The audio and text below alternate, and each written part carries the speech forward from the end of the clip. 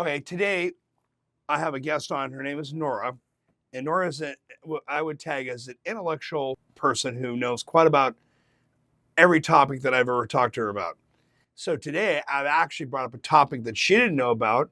So now we're going to have some fun, okay? And Nora has just got herself up to speed with what's going on in current events worldwide. So one current event I like to talk about, Nora, is the situation that just happened with the people that are being deported back to Colombia and the plane getting routed back. How much do you know about that now? I brought myself up to speed. I'm aware of the situation. Okay. Happened yesterday. I think it was 2 days ago. Or 2 days ago, Sunday. Yeah. Yeah. Mm-hmm. I do believe Sunday. So I stay on top of all of the news. I'm regularly on the news feed for theWhiteHouse.com. I didn't see this one yesterday, so I try not to listen to, newscasts, so to speak. I try to read my news, but I hadn't read this one. So this morning I read it, and wow, he's not messing around. For the folks out there, that are viewing this, we're going to have a point that I'm going to make to this whole thing today. So let's focus on this for a little bit. So these are detainees, right, that have been brought, that were being taken out of the United States for different immigration violations. These men and women or whoever have criminal backgrounds or they committed crimes here, right? And so they're bad actors. Yeah. Okay. These are not these are bad actors. These are people that are criminally, centered folks. Okay. And they're being deported. And then Colombia pops up and says, now hear me out on this, right? Colombia said that they didn't like the way that the people are being treated. Maybe there were some human rights violations going on. I don't know. I thought they were getting a nice ride on a nice plane and probably got fed on the way back, maybe a sandwich and a coffee or what have you. And they're going back home to where we're supposed to be because they're here illegally. Okay. Okay. Now, I get this in a text message from a friend of mine who's a recovered Democrat, who's now seriously Republican. And she texted me about it, and I started watching the news, okay? And then she texted me an hour later and said that the president of Colombia has now relented after President Trump was going to put the whooping stick to him. And correct me if I'm wrong on the laundry list of things he was going to do. A 25% tariff. To start. Now get the ball rolling, folks, okay? Then 50%, I guess, on the second week. And quickly thereafter. And I do believe I heard some about going up to 75 and 100% if it's went longer than that. And then revoking visas for diplomats. And their associates. And their associates, meaning their families. Or whoever they're around. Whoever they're around, okay, associates. So basically, he was going to put the switch down and drop the hammer and boot everybody out. Yeah, he's cleaning house. Yeah, and basically, and then the president of Colombia had a change of heart and said that he would send his presidential plane, and don't worry about flying back. We'll come pick them up. He relented. So, and what's your take on all that? And we're going to talk about some, I noticed that happened in the news, because to be honest with you, everybody out there watching this, right? I watch all types of news networks. I don't necessarily watch, something that would be tagged as left or right. I watch all news networks. And I have a point that I'm going to make about this because we did it. A video on Don't Shoot the Messenger. One of the things that Toby asked me, why do you think people hate President Trump so much, right? Or have a disdain for him, okay? And I'm going to make a point of this, but go ahead with the question I asked, okay? What do I think Trump is up to? Not necessarily what he's up to, but how do you feel about how the media portrayed it? Wow. When you read it, I'm going to give you a perspective of what happened on my perspective. Mm-hmm. Okay. When I looked at different news agencies. Okay. Yeah. Because it was very interesting who you tuned into, what Yes. tone and way they presented it. That's Okay. really accurate. I would say I've noticed a lot of that with media. That it depends on who you're watching. It depends on their slant, and we know that. And I believe that Trump is a very disruptive force. His intention, we might not know fully what his intentions are, but it's quite clear to anyone that he is hoping for change. and this change will come at whatever expense he feels is necessary. And one of the ways that he's going to do it through through deporting illegals,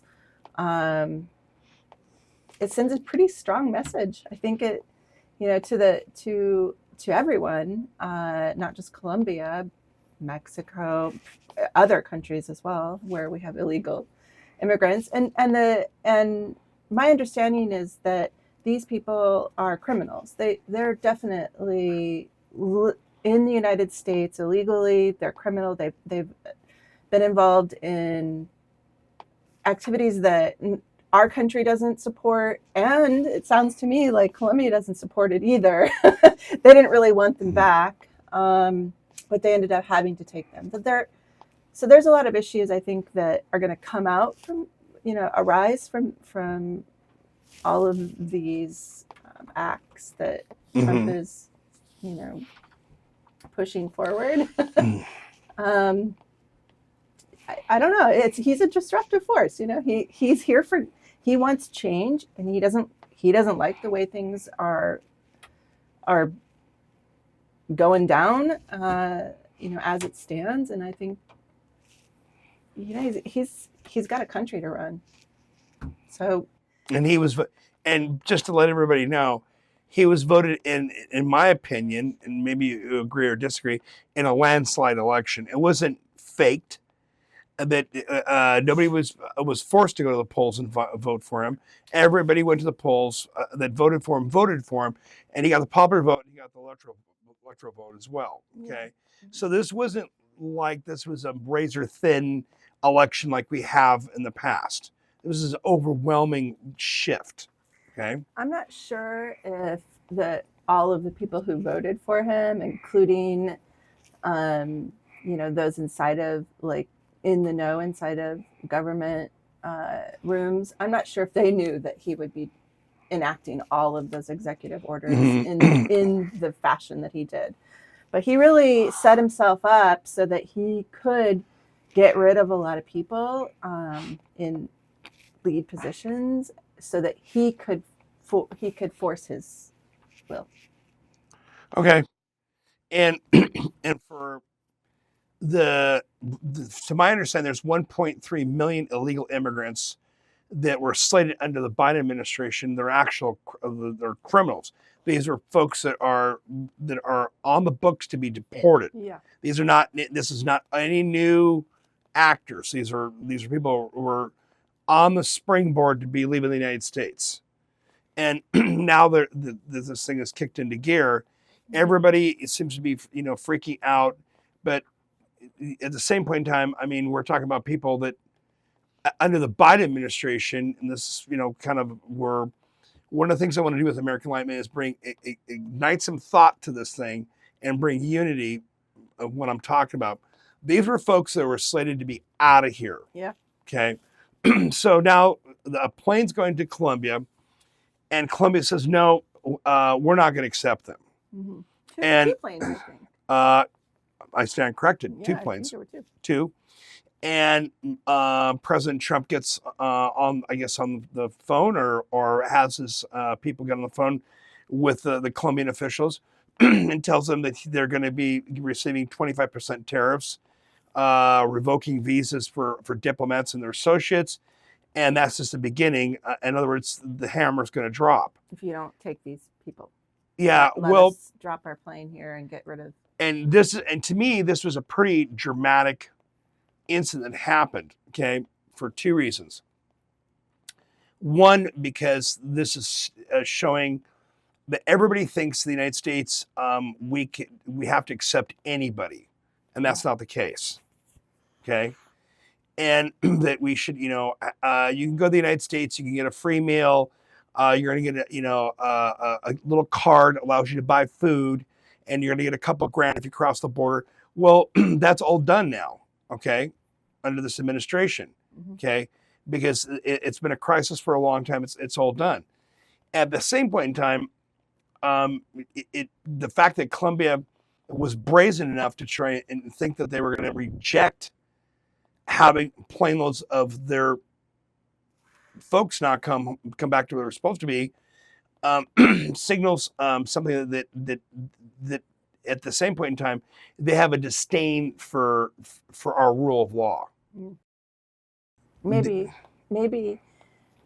his pushback, the Colombian president, maybe his pushback was misplaced. Maybe I can't speak for him or his administration, but it would seem to me that maybe he thought one thing and then quickly had to change his opinion because of the hammer that Trump threw down, which was big. 25%, 50%, 100%, any kind of tariff on this country at all. I mean, that's hard for any country, right? A friend of mine, she gets her news from X, okay? I think former Twitter. Yeah. Okay. I'm not on it. I didn't have not a clue. Yeah. She was knowing things before it was even hitting mainstream media, and this is the way my day went. So I get a text message about the Colombia situation. I throw on the news. Sure enough, yeah, the planes got diverted back. Okay, the media is reporting this, and they're all over it. But they're not really delving into who is on these planes, right? What kind of actors are on these planes? Well, who are we really deporting? Is this a bunch of single moms with kids that are getting flying back, or are these like people like I just said? They were slated as being undesirables not to be in this country under the Biden administration. Okay. Mm-hmm. So now here's what happened with the news. She texted me about an hour later and said the president of the prime minister, the president of Colombia, relented and said he not only will he accept them, but he's going to send a plane to come pick them up. Mm-hmm. Okay.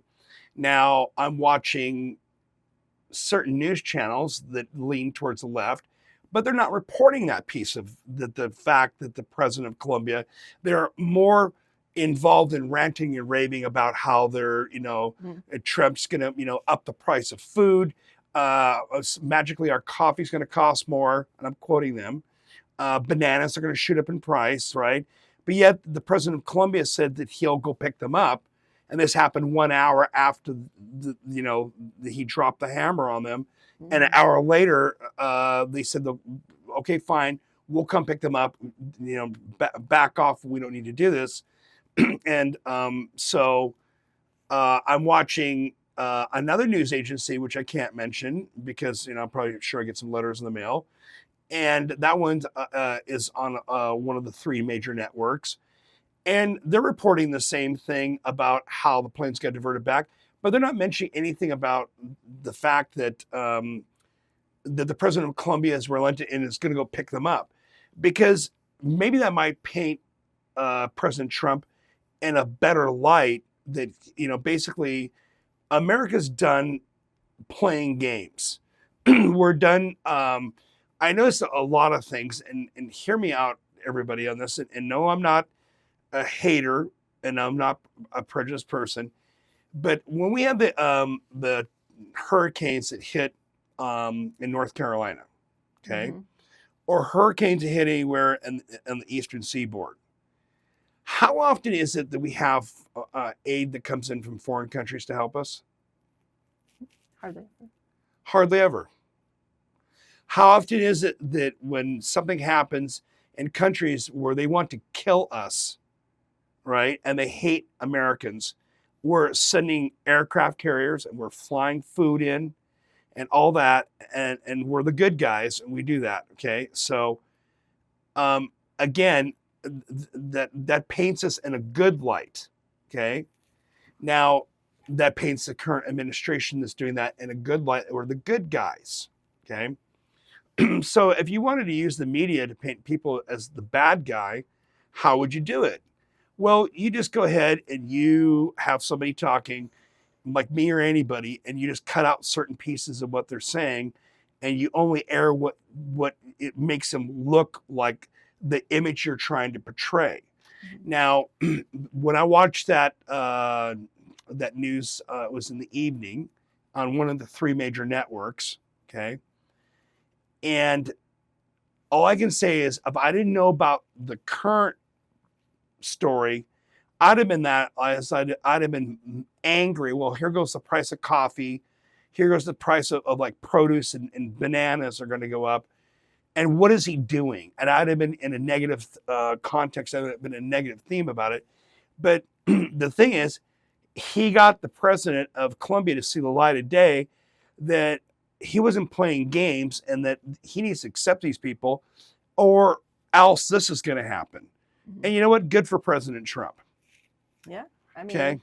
I think to speak to the media situation, I mean, during his first presidency, he was on a rampage about how the media reported fake news. And I think it's fair to say that the media in general reports slanted news based upon their opinion or their take.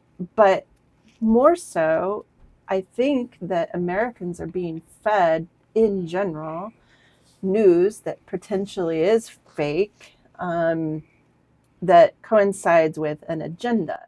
You mean propaganda? This is correct. Yes, propaganda. Propaganda.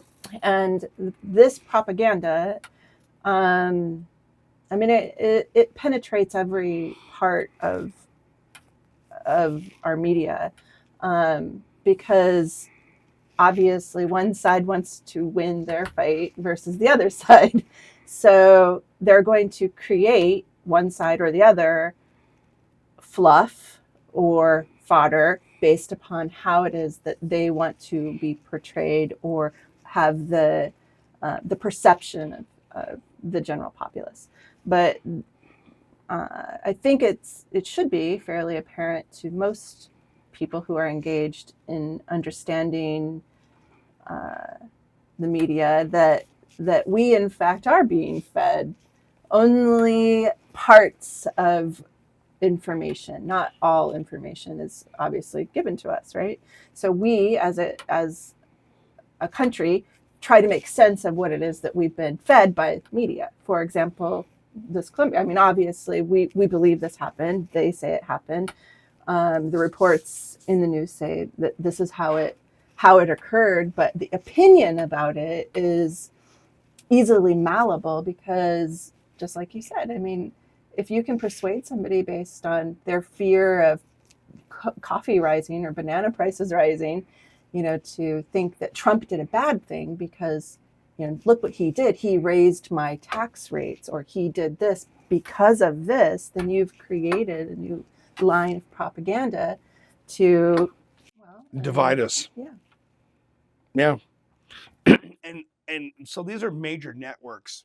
So I mean, and everybody always talks about like the deep state, that kind of thing. So what's your opinion? Do you think there's some heavy actors behind the scenes that pull the strings on the media? Yes. So basically what I'm saying is the media is used like a puppet. Yes. And basically the puppets come on stage and make a little play, and then you are invoked with an emotional feeling, right? Because when I was watching that, I knew the other flip side of the coin, that no, that's not correct.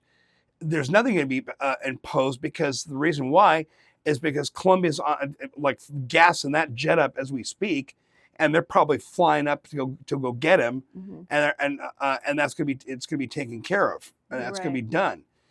And the other side, the flip side of the coin is what I don't understand is why is it that we have bad actors here, and then the media shows images of like families and and like actual like people that are not bad, but then you don't see the images of the people that that or the stories or the records these people have when they left their country's origin for like murder, rape, trafficking of drugs, kidnappings, being involved with organizations that exist in those countries.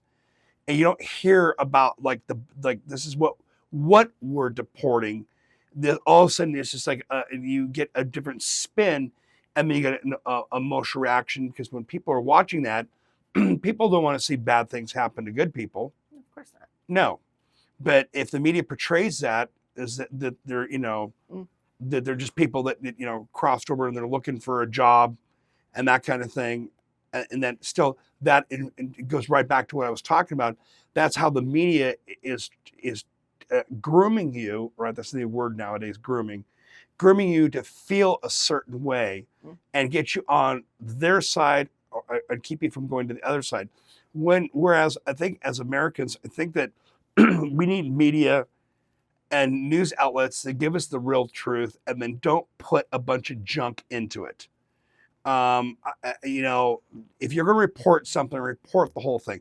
Don't report half of the story and be like, oh, well, bananas and coffees and produce is going to shoot up now. Put the whole story on the table, Mm.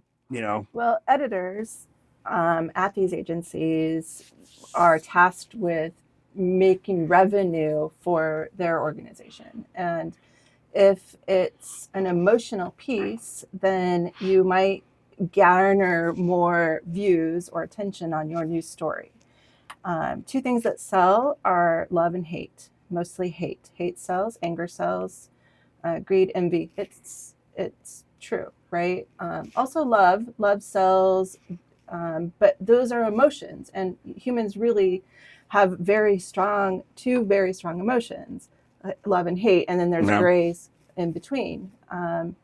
And so if you, as an editor, can play into a feel-good story or a hate story, an anger, evil story, to create and draw emotion, then you garner more attention and you are then able to mold opinion. And so if we as a society want to mold opinion about a president or a group or anything really in general, the only way to do it is through emotion. That's the only way, because humans, that's who we are. We are emotional creatures. We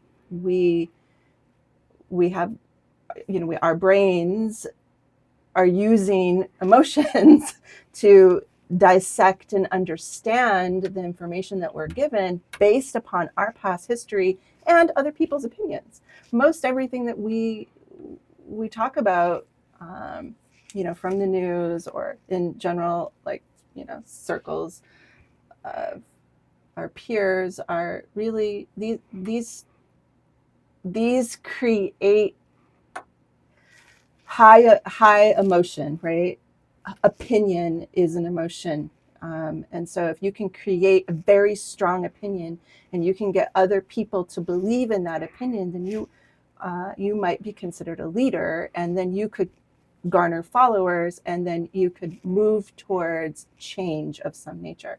And so I think, what President Trump has very successfully done is garnered emotion inside of the general opinion of him throughout the world, not just the United States. And a lot of it is negative, but he feeds on that so that he can invoke change. Because once people start to talk about the problems, the issues, the taxes, the tariffs, the heartfelt, oh, I'm going to lose this, or oh, my love of this is going away, then it stirs something in us that's innate to want to fight. And perhaps that's what this leader and his administration will want to do, is to invoke emotion, strong emotion, so that we collectively rally behind the leader for change. We have the media aspect of the, what would you call this, immigration crisis, or how should I label it?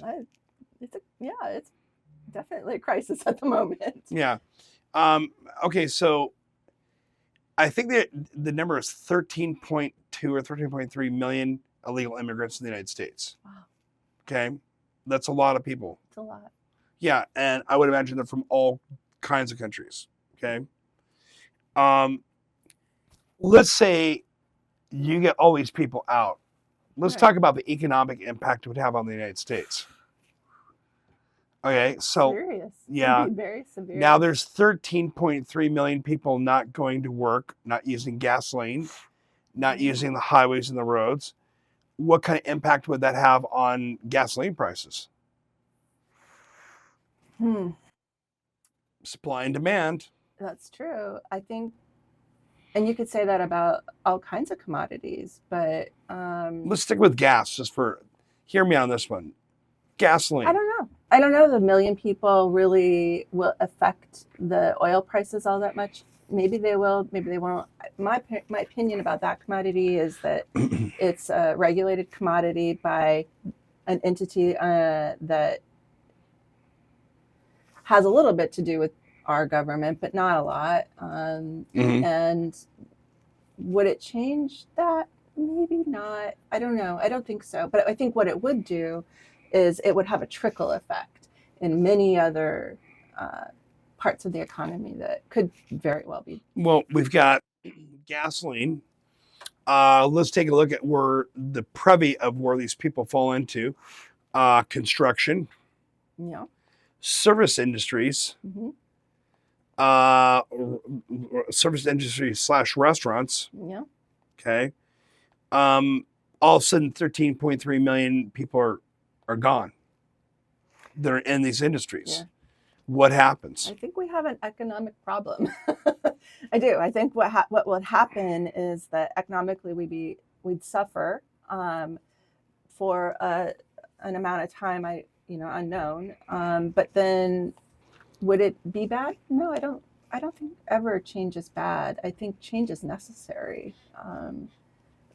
Everything changes. I have a background in anthropology, and one of the things that I can share with you that I love about cultures is that every single culture dies. Everyone. There's not a single one that's remained alive. But they morph into something else. They die. They change. They move forward. Yeah. It's just like language. Languages also die. And why does that happen? It happens because we adopt a new way. And I think that we are resilient. Americans are resilient. Humans are resilient. And it's okay that change happens. Is it going to be fought? Oh, yeah. Are people going to say angry, ugly, terrible things about it? For sure. But at the end of it all, when it all shakes out, maybe some people would benefit from that change. Maybe a lot of people. Maybe you would. Maybe I would. Let's look at the other aspects. Okay, so we covered the different industries that will impact. Okay, definitely construction and service industries. Yeah. Definitely. Agriculture. Yeah. Definitely that. How about rental properties? Because you notice how they're building rental properties like crazy. There's a housing shortage. There is. All of a sudden, there's 13.3 million people that are not in apartments and rentals or houses, whatever. And all of a sudden, these places are just all vacant. Maybe it means the return of, more fair housing. Maybe it means the return of economic stability. for those of us who might own property, maybe there's always going to be a shakeout, right? If 13 million people evaporated tomorrow and they're living in these housings, and now suddenly that housing becomes available to another party, the crisis tends to go away, doesn't it? I mean, the shortage is I remember not not a too long ago, shortage. you could go to my favorite hardware store. It starts with an H. It has a D in its name, right? and you could go to the other one that has an L in its name. And there'd be like tons of men, Mhm. trying to flag you down for work, and they're obviously not here. Legally, yeah. Yeah, I think those were kind of cash type people. Yeah. But you don't see that anymore. You don't It's see that anymore. Yeah, you don't see it anymore. It was a big thing about 2 or 3 or Yeah. 4 or 5 years ago. I mean, like, I could barely get my vehicle in without having somebody jumping in front of it, asking if I needed some work done. I mean, it is a sad situation all the way around. A lot of these people are coming here are just looking to improve their lives. They are. Yeah, but we have to do this legally, because mixed in the group, you're getting bad actors that are coming in on top of it. Yeah. So I don't think it's wrong to want to secure the country and make it so that criminals can't walk in and take over or spend taxpayers' money on healthcare and correctional facilities, or raising the prices of insurance or whatever happens. I don't think that that's necessarily. I'm sure that most people would agree that we don't want that as a country. But then there's also that soft side that sort of says, but these people are suffering where they're at, and we have the means to be able to bring them into a better a better way for them and their family. And if they do it legally, is there anything wrong with that? I mean, obviously, that's how America got started. correct. So deporting the illegals who are criminals, I can't really see the harm in getting rid of them. I mean, how are we benefiting from keeping? We're not. So if that's the case, we're not benefiting from them being here illegally, then I don't see the harm in sending them on their way. And sure, there's the trouble of we have to pay for them to leave, but we're paying for it one way or the other. And I'm going to make a point after you get done talking. Yeah, and had we had rules or better immigration, standards and laws, or however you want to look at that, maybe it wouldn't have risen to the despair that it is at now. Maybe if we had a better way of controlling the situation moving forward, and eliminating all of the loose change, if you will, over there that isn't benefiting anyone, maybe it would be a boon for our economy. Okay. Instead of a bust. We're all fearful. Of course, I saw a rally the other day with Mexican Americans saying, Mexican Americans built the United States. In a lot of ways, they did. I mean, there's a lot of people down in. I have a funny feeling that if you look at the railroads, there's probably a lot of people from Asia that were involved in that. But and people who died. Agreed. Laying the railroad tracks. And what would we be sending Asians back to their countries as well if they're criminals, right? At the same point in time, let's take a look at the fentanyl crisis. Oh boy. How do you think this ties in with immigration? So drugs are very lucrative, right? Crime is also lucrative. And so if you can create money this way inside of this government, You might not have been a criminal before you arrived, but then when you arrived, maybe your intention was to use that method to to make yourself, a living. I think it's too bad that it's streaming through our borders, and that drugs, this fentanyl crisis is a real problem.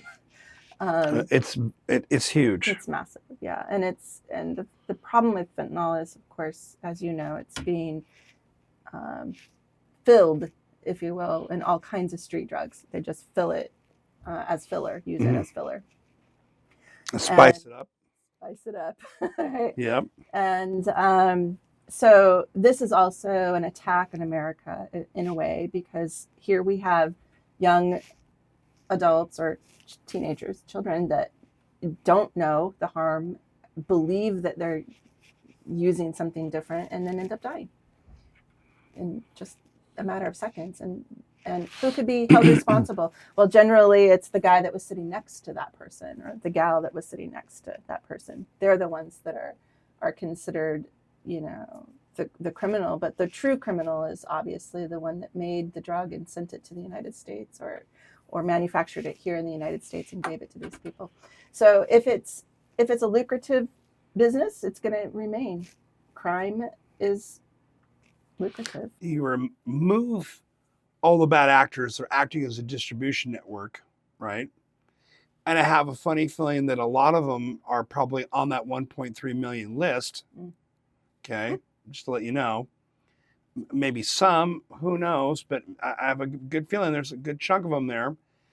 They leave, the distribution network leaves. Mm-hmm. So, like any organization, the cartels are business. Yeah. They are. And they're very powerful businesses, by the way. And they rule with an iron fist. Mm-hmm. And at the same point in time, they are integrated into everything in their countries, and they're integrated here. But if you removed their networks and you're removing the chain of how things progress in the United States, you're disrupting those networks. That's one avenue to remove the problem. The other avenue would be to take all of their customers and remove the customers now. Mm. And then you've eliminated the problem. And how would you remove the customers? My thing is, because I deal a lot with homeless populations through businesses I have, we have a series called Unseen Americans. Mm-hmm. And I don't think, in my opinion, from the interviews I've done and the people I've talked to, there's enough networks for people to get help, but quality help where they're not in a facility where they can get access to walk out to 7-Eleven and go buy a pack of cigarettes and go get drugs, or have drugs, where they've committed crimes, they go to prison, they do like a rehab prison. And now you're starting to remove the client base, right? They did this in Europe. It's called the European model, and they reduced crime by 50%. 50%. They do it back east, dramatically good numbers of results. Really? But why can't we do that on the West Coast? Because we can't even seem to put out forest fires. We can't seem, every year people are in California burned to death. Can you imagine being in your house and you get like somebody going by in a car and they're on a bullhorn and they say, you need to leave within 15 minutes, there's a fire on the way, you need to evacuate immediately. And you have a house that's worth a couple $1 million or whatever your house is worth. And you hesitate and don't go because maybe it's just, not going to happen. And next thing you know, you burned to death people. It happened in Hawaii and Maui. Okay. We obviously have something on the planet, whether you believe in climate change or not. These events are happening. Okay. Okay. These events are happening. So you have a lot of things that are going on, right? And why are we pouring resources into taking people come from point A and come across our border, and we hand them, I do believe, from what I've heard, they get $2,000 when they get for setup money.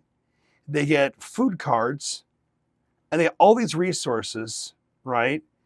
and then they're busted, they're busted around, and they're given resources, but yet we put no resources into making sure Americans don't burn to death.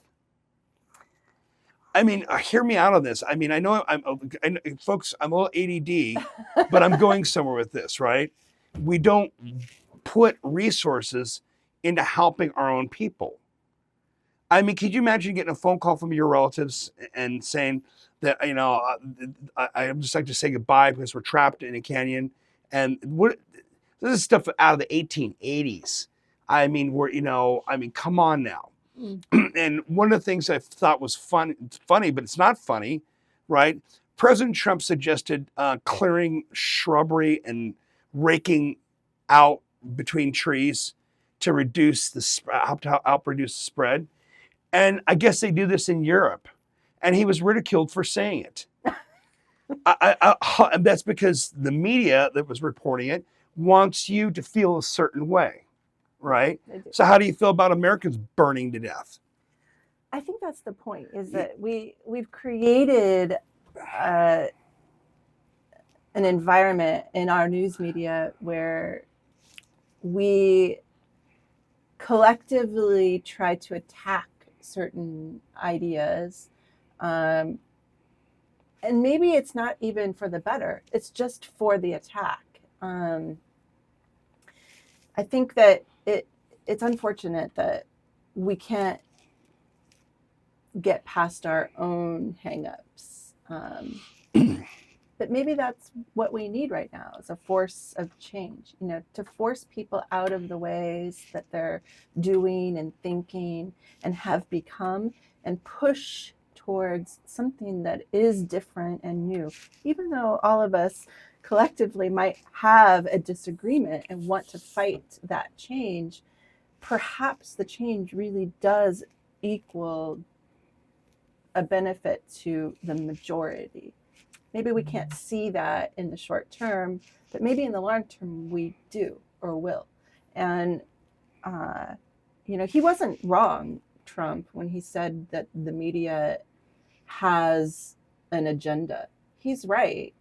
I've seen it many times in news reports. In fact, I've seen news reports where a news reporter on one side of the country and a news reporter on the other side of the country told the exact same story. Now, they were given that information to read on the screen. By who? So you have to ask yourself, really, what is it that we as as Americans, really, what are we really aware of? I mean, we're fed, we're given what we are supposed to be debating. But maybe this debate that we are being given isn't the debate. Maybe it's just propaganda. Yeah. So there was an old episode way back in the day, a TV series called Kung Fu. I'm kind of big on this kind of thing. And the character was reliving a memory when he was a little boy. And a man walked on the stage, a Chinese man walked to the stage, and a puff of smoke happened, and then there was a chicken there.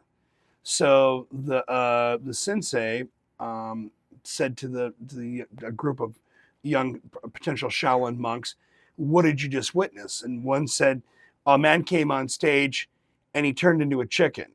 The second one said they all had their own versions. And Kane's was a man walked on stage, and there was a puff of smoke, and then there was a chicken there, and the man had disappeared and was no longer there. He did it factual.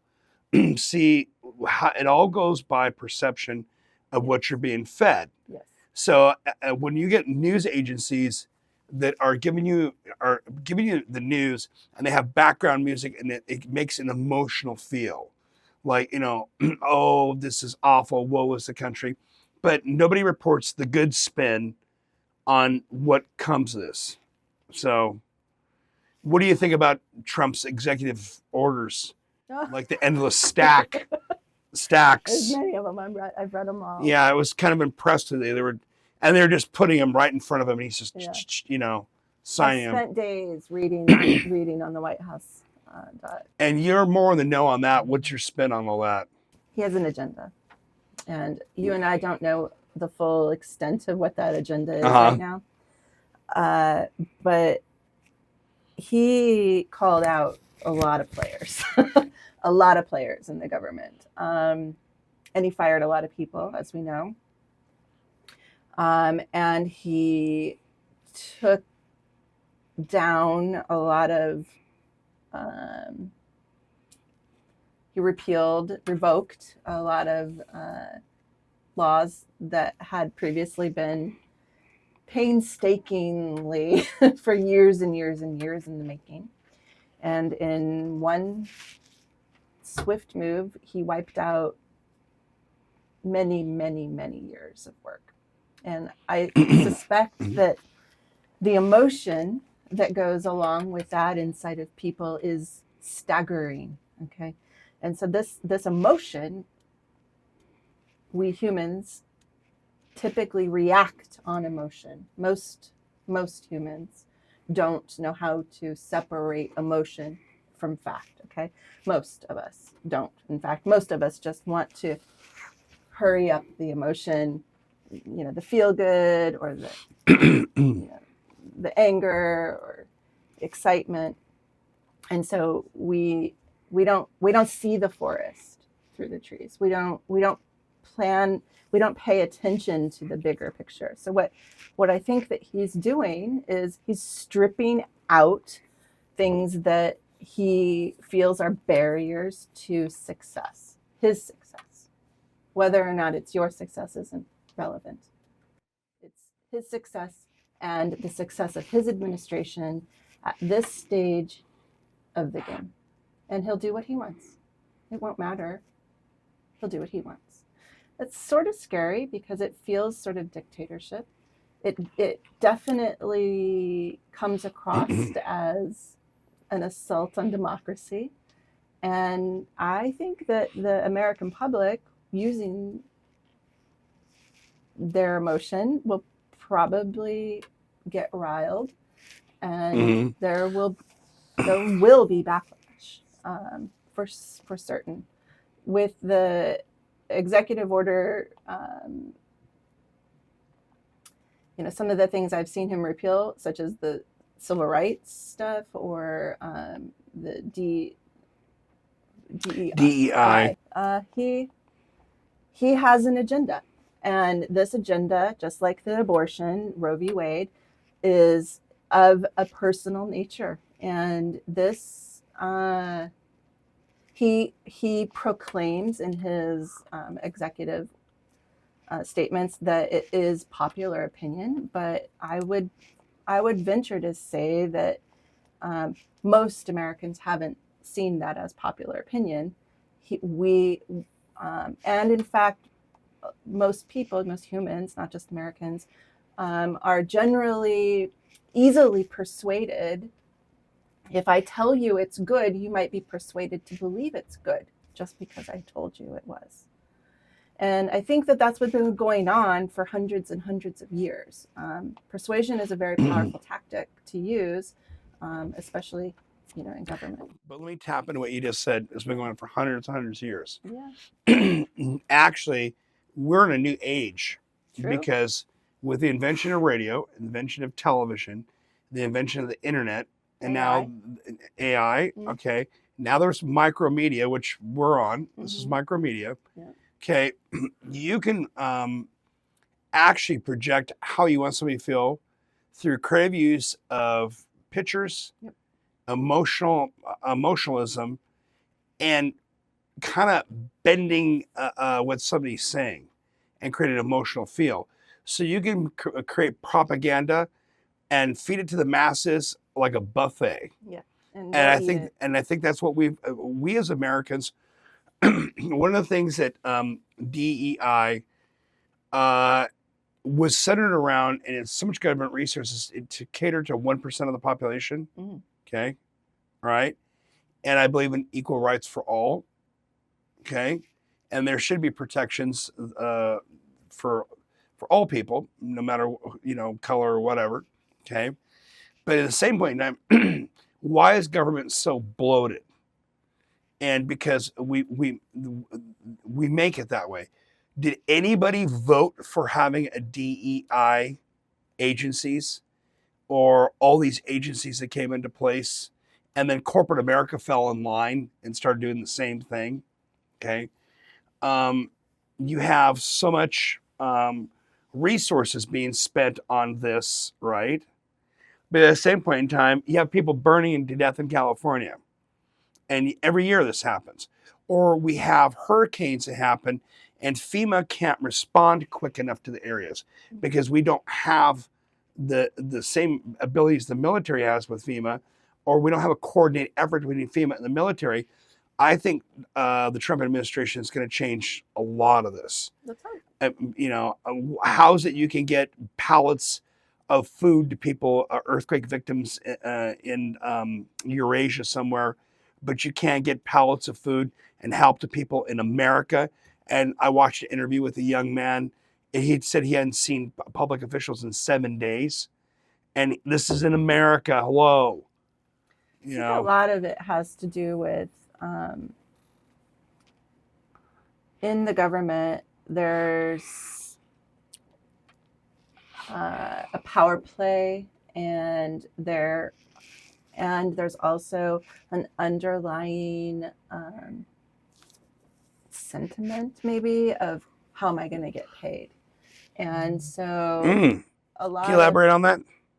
Yeah, I think it's an American, maybe it exists in other countries, but I see it here in America, where we're unwilling, humans are sometimes unwilling to help a fellow human because they aren't getting paid to do it. But isn't it the federal government's responsibility? Yes. Because they oversee, like, say, for example, people live in Washington, Oregon, and California. If a foreign entity was to land on our shores, all resources of the federal government would shift to protect us in a military fashion. Why are we not seeing resources in a rapid response type scenario for natural disasters? Why are we not seeing, okay, I am a fed up American, and I'm going to voice my statement right now about the fentanyl crisis. Mm-hmm. I have a beautiful friend of mine. She lost her daughter to fentanyl. Okay. And I knew this daughter as well, and it broke my heart. And it took me a long time to process that. I've seen other people die from fentanyl exposure from the types of businesses I do, right? And the other types of activities. Being outspoken American folks is the only thing that I do. I do other things. So we have all these resources going all to all these nanny government things that, in my opinion, don't matter. Okay, when you see a 17-year-old girl with a blanket over her head and she's smoking fentanyl off aluminum foil and using a straw to smoke fentanyl off of aluminum foil with a lighter, that is an American tragedy. But yet there's nothing we can do about that because the homeless population in Oregon, Washington, and California is off the Richter scale. Why? Why don't we have resources being pushed into these things? Oh, nobody can do anything. Nobody can do this. Nobody can do that. Hogwash. Yeah. This is that thing I'm saying. I'm not being paid for it. Maybe a better way of looking at it is that's not my job description. I have to be told to do it. Mm-hmm. It's a whole culture. That's another cancer. Yes, a culture in our America, society, yeah, where we can't. There are good groups that do actually try. So let's talk about the fires in California. Huge tragedy, right? Yeah. Right. Can you tell me what countries have actually given us foreign aid to the fires in California that you've heard of? I've heard of none. I've heard of none too. Yeah. Zero. I don't think that we are accepting foreign investment for the restoration.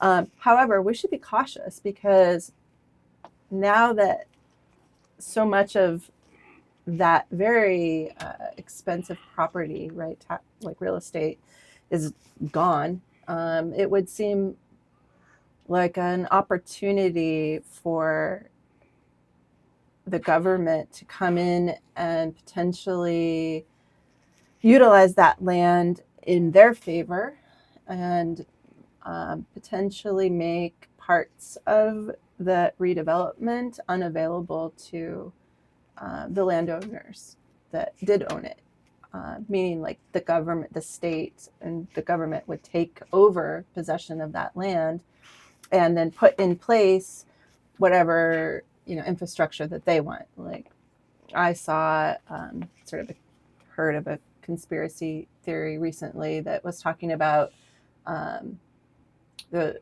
rebuilding of LA, and they were saying that potentially these fires were started on purpose by our own government to make way for clearing out that section so that they could promote redevelopment on their own, with their own agenda.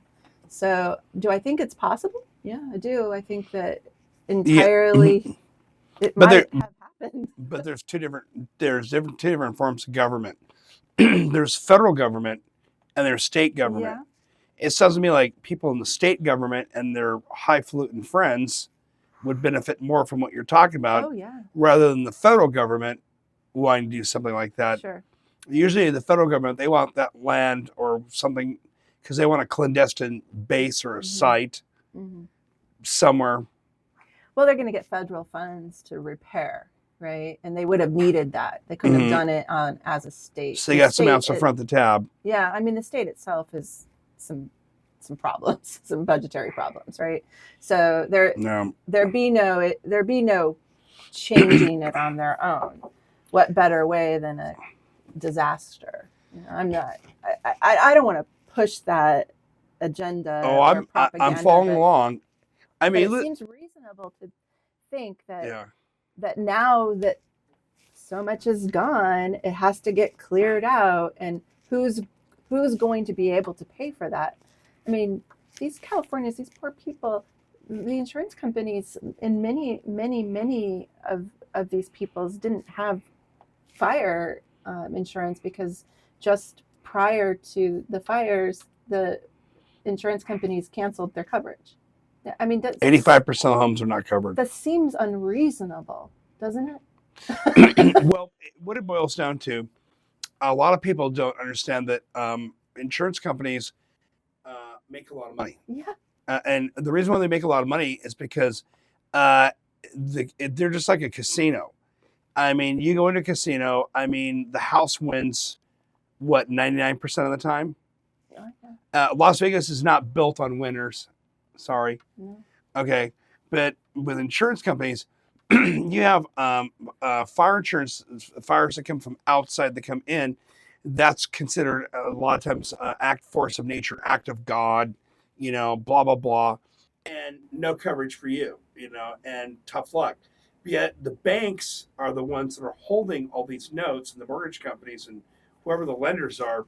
All these assets are just now, they're vaporized. They're no longer in existence. And now these people have to rebuild their houses, or if they can rebuild their houses. Not everybody's a Billy Crystal or famous movie stars that have probably assets they can just go to the bank or their investment accounts or whatever and yank some money out and rebuild it. But also at the same point in time, what begs the question is, why is California not building infrastructure? Now, hear me out on this. California has the gross revenues of some countries. Yeah. California. Mm-hmm. Okay, now how is it that California doesn't have a better prepared system? Every year now there are fires in California and people burn to death. Every year. Yep. And it happens over and over again. And California is so anal retentive about their building codes and getting permits, but yet they're allowing people to build in canyons where there's a fire hazard, where if you get the right recipe, or you could spread a fire within like minutes, just with a little bit of wind. Mm-hmm. How's that possible? But yet at the same point in time,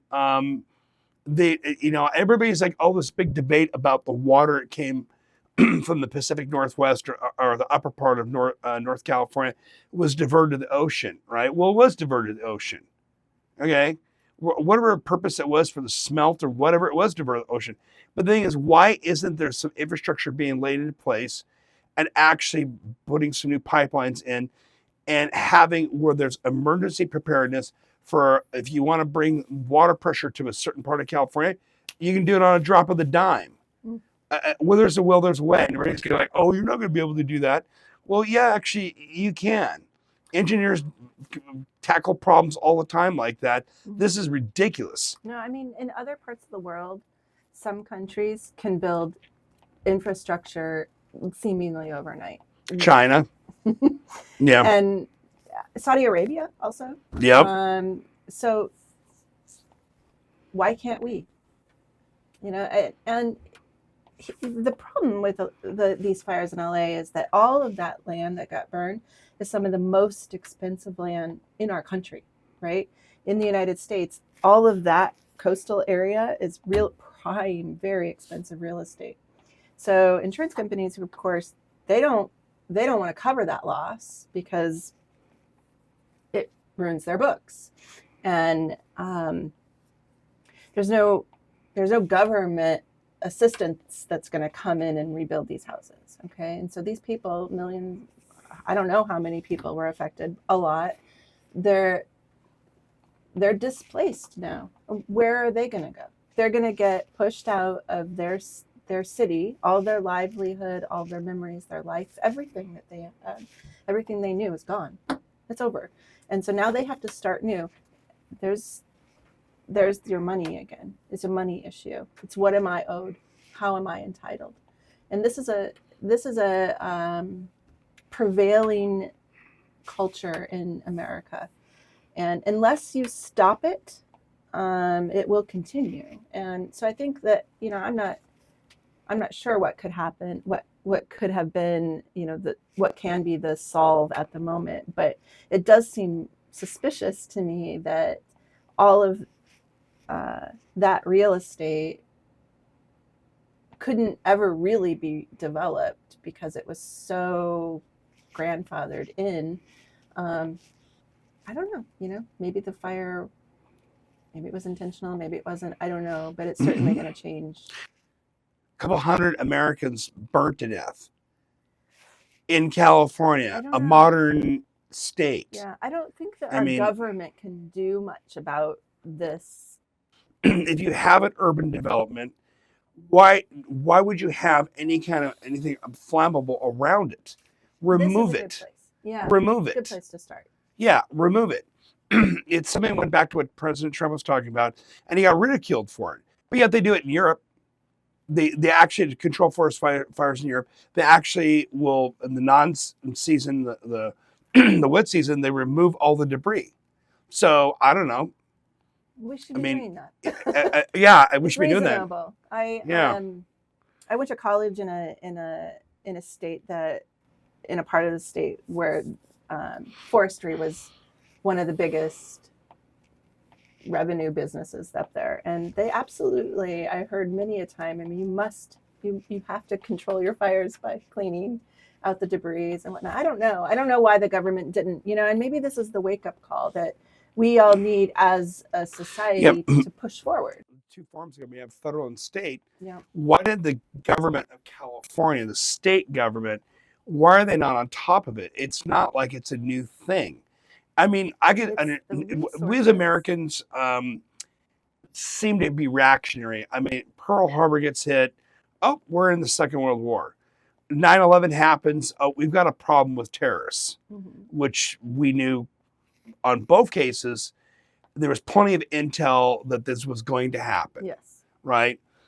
So it doesn't take a rocket scientist to figure out that we need to build some type of an emergency preparedness system to address fires in California, Oregon and California, and a rapid response teams for hurricanes and natural disasters on the eastern seaboard in Texas and so forth, because we are Americans, right? Yeah. And we need to take care of our own. Why don't we have rapid response teams? And FEMA, in my opinion, I'm probably sure it does a lot of good, but it seems to be pretty lacking. Rather than bringing the military, it just seems to be not cutting it. Why is it that you have a young gentleman, I do believe it was North Carolina, they interviewed him, and he said, yeah, he goes, I haven't seen anybody from the government, anybody official, in 7 days. We've been on our own. Yeah. This is America. Hello. I don't know why. Why? You can fly to North Carolina. I mean, and don't probably know why. take 2 transfers on a plane and be there in 8 hours or 9 hours or whatever. You can't get them a pallet of food, some water. We've been hearing about this inefficiency in government for a long while. Incompetency. Yeah. And so I think it's that culture. It's a culture. Okay. So what happens inside of most cultures is that we believe a certain thing and we have to do it this way. That's the culture. And if you don't do it this way, then you're breaking the culture. So we have in America sort of a rotten culture of entitlement and this, it's not my job, or I'm not paid enough to do that, or I don't, I wasn't told. I have nothing to do. It's a problem. It's unfortunate that. In other words, people don't think for themselves. Yeah, and yet we want to be. We ask the questions, why can't this? Why isn't they? Why aren't they doing? But the they is you and I. We need to collectively come to terms with the culture that we're at and change the culture. And so in a lot of ways, maybe disruptive forces like Trump and others collectively push for change in a way that, I don't know, is maybe good or bad. It remains to be seen. But the truth is that nobody gets out of here without change, right? Nobody gets out alive, and everything will change. That's the truth. Okay. Well, what do you think should happen for California? I mean, obviously, if you got the fire season coming up, wouldn't it make more sense to go into preventive mode months before? Yes. And it would minimize, I'm pretty sure there's going to be still fires, right? But you'd minimize it. Not where you're having there's, a million acres or, 30,000 acres on fire right now, or a more rapid response teams, or more infrastructure to dump water and stop it while it's contain it quicker. Right. And why doesn't the military come in and start helping? Because I think that what we do with the military, a lot of times it's not their job. But at the same point, right. Yeah, it's not their job. Right. But at the same point in time, it was some foreign adversary lit those fires, right? Which you never know, right? And why wouldn't it be have the military come and help? We need to get all hands on deck, all resources. One of the ways that Trump is doing the deportation, he's using the FBI, the DEA. All government, like a lot of federal government agencies, are all like blending in to help get this done, and they're magically getting it done. They're putting them on military transports and just shipping them out. Okay, well, everybody's like, oh, this is going to cost billions of dollars, and how could you possibly do something like that? And they're just doing it overnight. Because people use their heads and say, no, I'm not going to take no for an answer. We're going to figure out how to get this done, right? Isn't that the American way? It seems reasonable. Yeah, ingenuity. Yeah. American ingenuity. Yeah. Right? Let's just get it done. Get it done. Can you imagine people, was it Eisenhower when I-5 was being developed? He did that for a military, for the public. So we get military rapidly deployed up. Imagine somebody going in and telling Eisenhower, President Eisenhower, yeah, there's just no way to get this done. It's going to cost, he would have probably been like, you need to take a coffee break and not come back into my office. I wasn't paid enough to do that job. That had been bounced out, so had gone. The guy who, led all, forces, to retake Europe, right? And be like, he doesn't take no for an answer. Yeah. Let's figure out how to get it done. Yeah. It needs to get done. Enough's enough. Yes, I think that there's so much inefficiency and a culture God. of That's an understatement. entitlement that we we have a very difficult time changing, because unless there's a disruptive force and a new way of having to do it. For example, COVID. Okay. Before COVID, everyone had to get in their car and drive to their office. Okay. Yeah.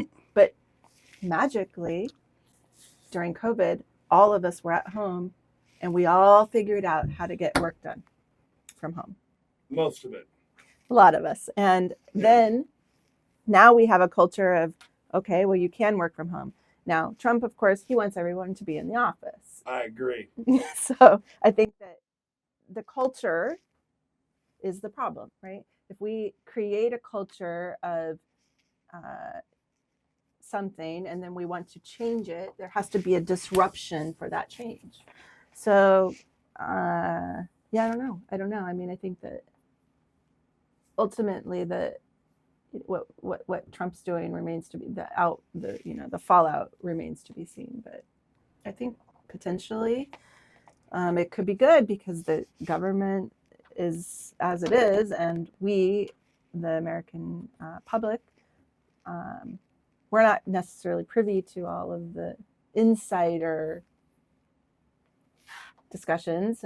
We only get the downfall or whatever, the trickle down effect, if you will, of what those decisions are made, however they're made, wherever they're made. I don't know. Change is necessary. You can't get through. You have to have change in order to move forward. Right? Things have to change. Everything changes. Okay. Thank you for watching American Enlightenment. We'll see you next week. Hey there, podcast lovers. Dive into the world of ideas with the American Enlightenment Podcast. Follow us for mind-expanding episodes that keep you curious and inspired. Visit our website now and join the conversation.